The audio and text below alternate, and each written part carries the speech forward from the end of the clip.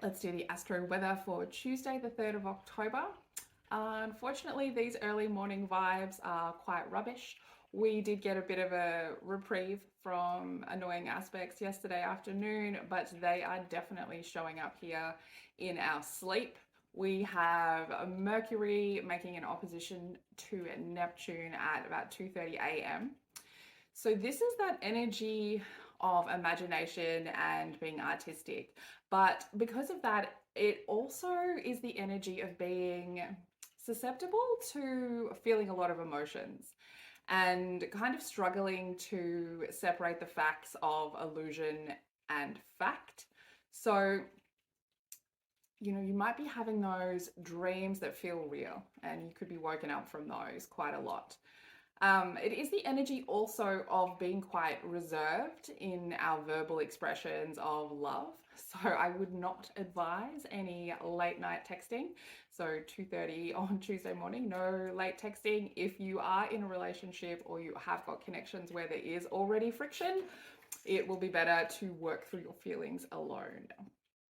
We have another annoying aspect there at 3 a.m.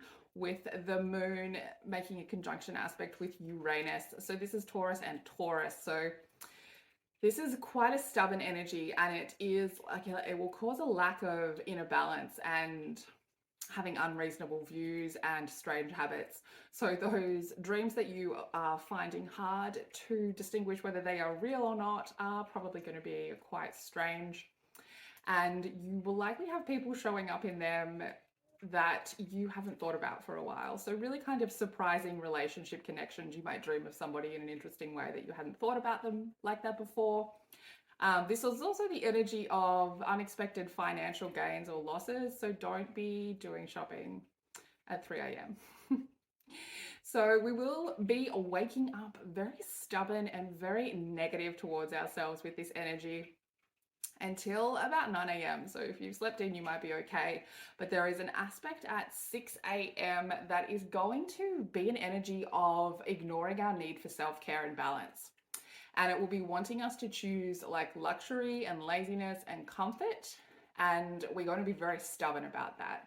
So this is potentially where this unexpected financial gain or loss is going to come in, because we will be stubborn about wanting to achieve this kind of lazy luxury.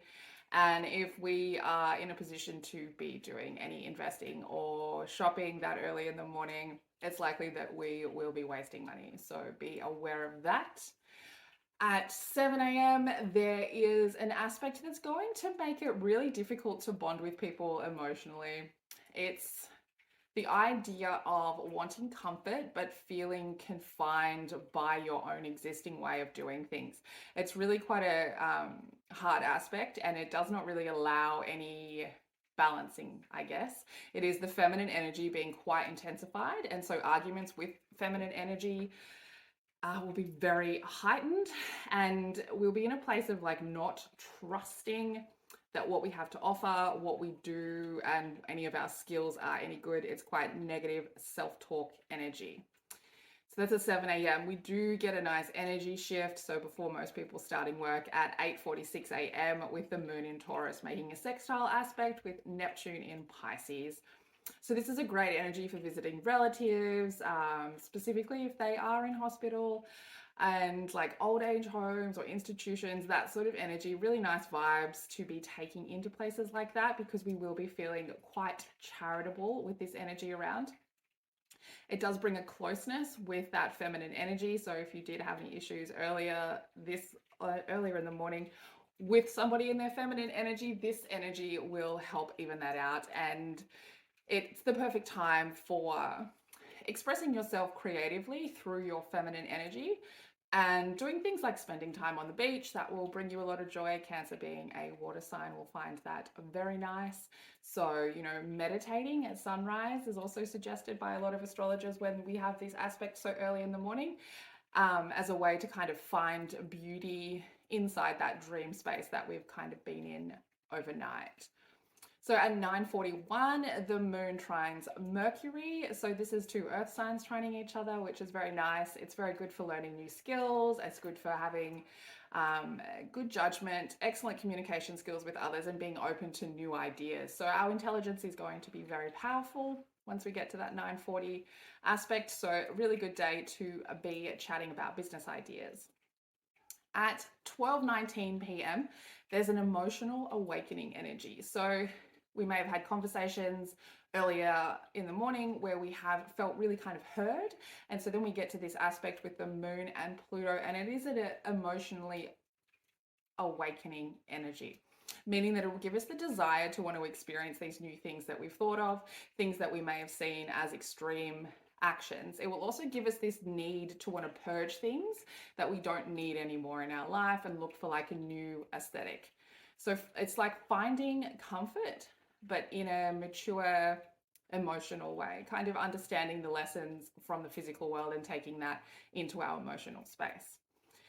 Then we have the moon going void. So like we're middle of the day void moon here in Melbourne. So 12:19 p.m. until 4:03 p.m. So let's not make any big decisions in there. Don't have any meetings if you can avoid it. Don't go and do any big shops or buy anything that, you know, is needed to arrive by a specific time. Okay, when the moon is void, we are kind of hazy on details and we make decisions without knowing all of the pieces of the puzzle. So while the moon is void, just before it finishes its void stage, we see the final aspect with Lilith in Leo before she moves into Virgo. And so this is the moon in Taurus squaring Lilith in Leo.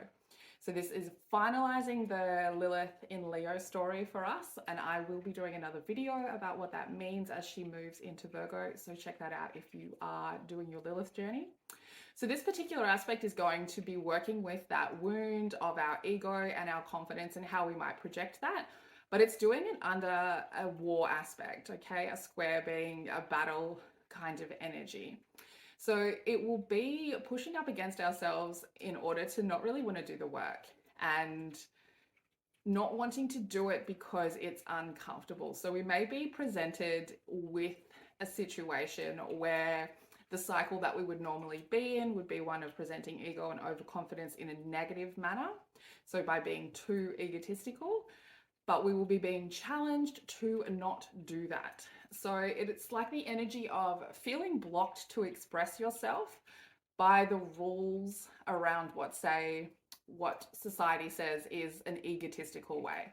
And it will be reminding us of all of the work that we have been doing on ensuring that the way that we present our confidence is not a way that affects somebody else negatively or in a manipulative way.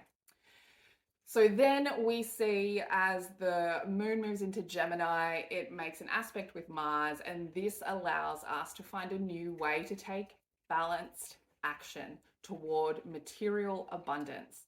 So this is a really positive relationship aspect, specifically in areas of our life that do need to have balance and places where that balance gives us comfort. So it makes us move forward and take action in these unbalanced areas, and we will be more willing to do so from this completely new space. Because then we see at 4:03 p.m. the moon moving to Gemini, which that again, it's improving our mental abilities, and it makes us curious and it makes us very responsive to ideas. So we'll feel awake and looking for new experiences and impressions. And it's a really great time to communicate. So over the next couple of days when we have the moon in Gemini, it's very busy energy. It is communication energy, it's learning, it's making contacts, it's training, it's very fast moving. We find on these days when the moon is in Gemini are the days that we end up saying, what happened to my day? Really great energy for giving presentations as well and communicating in social spaces. So if you're someone who needs to have a meeting or give communication at work, moon in Gemini for the next couple of days are the perfect days to do it. We will find relaxing very difficult anyway. So this is work energy. Just to be aware, when we do have the moon in Gemini, it is quite a chatty energy. So just watch out for over talking, for gossiping, for chatting about things that you might later regret, specifically on social media. because we are in a place right now of technology being a very important aspect to communication. So just watch out for that. Then we have the moon in Gemini squaring up against Saturn in Pisces at 6:30 p.m. And this is an interesting way to end the day.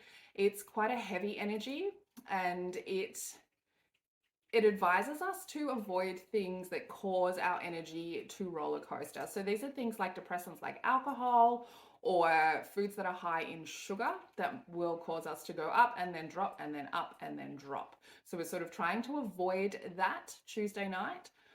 Also, important meetings, specifically if they involve people in their feminine energy or businesses focused towards feminine energy, are not recommended or supported under this square to Saturn, because the feminine energy is quite intensified and quite unbalanced.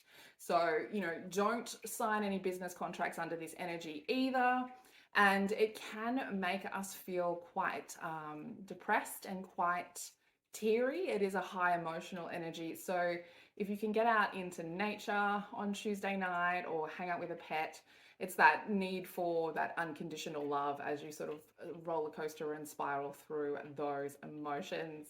And then for the rest of that night, we get a bit of a rest and are having no aspects.